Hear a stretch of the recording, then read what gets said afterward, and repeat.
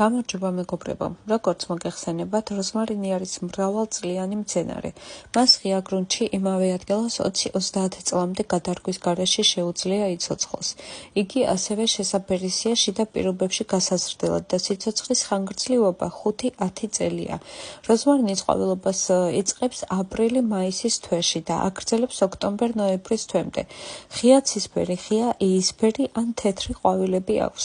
მცენარე კარგად იტანს ტენიანობის ნაკლებობას, მაგრამ უკეთესი ზრდისთვის, სიმწვანესა და უხვი ყვავილობისთვის აუცილებელია ნიადაგის ზომიერი ტენიანობის უზრუნველყოფა და რეგულარული მორწყვა.